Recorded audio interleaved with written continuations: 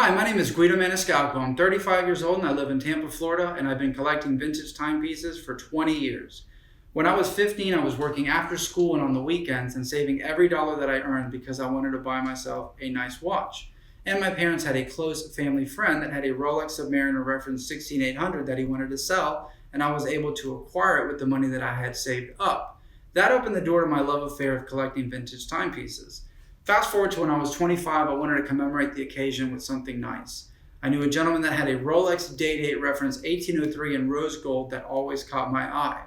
I did research on the internet and I couldn't find another one like it. What was important was the dial. The doorstop markers on the 6 o'clock and the 9 o'clock, but the finish was a waffle finish reminiscent of what Rolex would do in the 1950s.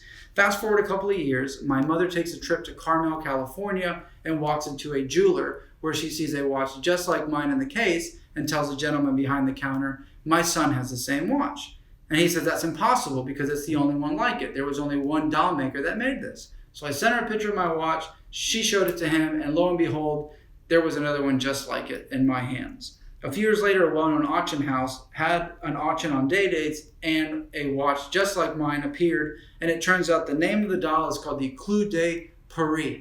Now I knew there are at least two others in the world, and I had maybe one of three, possibly more.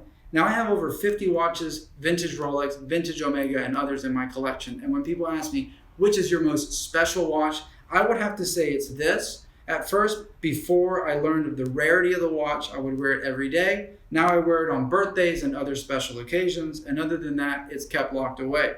And you ask yourself, personal items, or what are the most personal items for somebody? And on a gentleman, maybe the person before this, he would have had this watch, maybe a wedding ring, but those were with that person all the time. And they were witness to history, a witness to that person's story.